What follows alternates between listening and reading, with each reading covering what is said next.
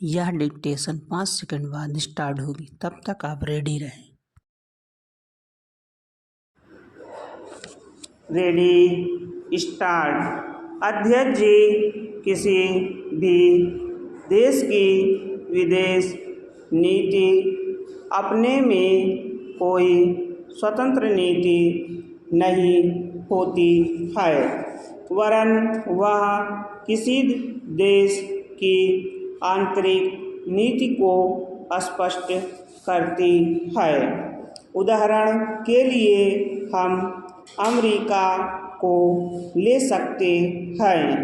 उसने अपने यहाँ अधिक अन्न पैदा किया और जब उसके पास अनाज फालतू बच गया, तब वह अपने बकाया अनाज की बिक्री के लिए ऐसे देशों की तलाश करने लगा जो उधार पर माल ले सकते हो।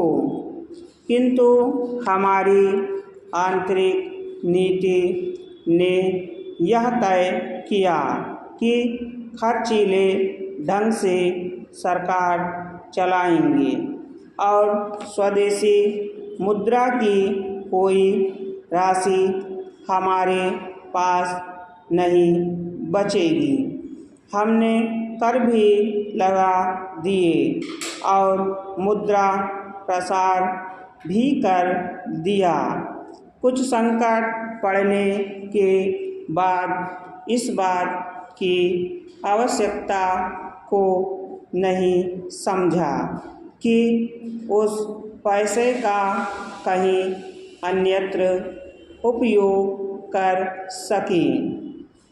श्रीमान, मुझे माननीय प्रधानमंत्री जी के इस कथन पर दुख होता है कि दुनिया के अमीर और गरीब देशों का अंतर लगातार बढ़ता जा रहा है। मैं उनसे यह पूछना चाहती हूँ कि भारत की विदेश नीति ने उस अंतर को घटाने की क्या कोशिश की है? क्या भारत सरकार ने कभी दुनिया की पंचायत में कहने की हिम्मत की है कि बालिग मताधिकार के आधार पर यूएनओ का चुनाव होकर एक संसद बनाई जाए?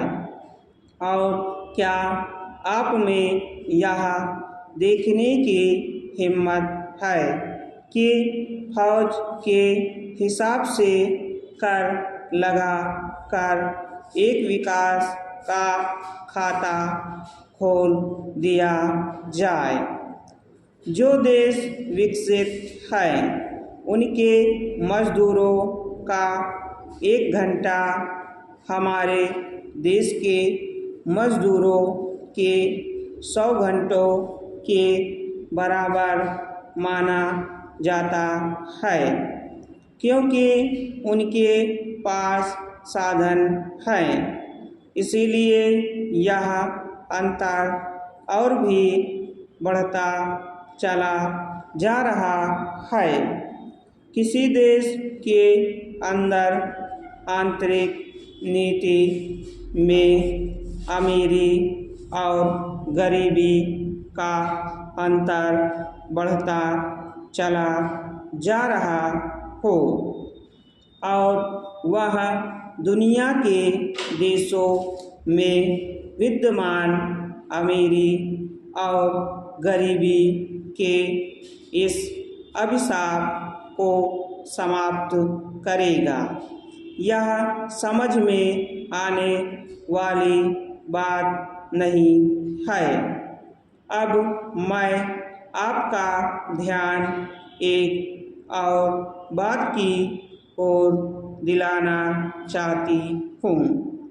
पूर्वी जर्मनी को मान्यता देते हमें परेशानी होती है, इसलिए कि शायद पश्चिमी जर्मनी को बुरा लगे, लेकिन पश्चिमी जर्मनी ने तो अपनी रक्षा का भार दूसरों पर छोड़ दिया है।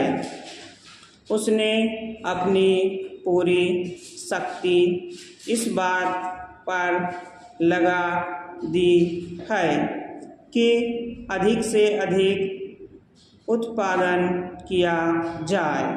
आपने जो समय दिया उसके लिए मैं आभार प्रदर्शन करता हूँ और आपका धन्यवाद करता हूँ। स्टॉप।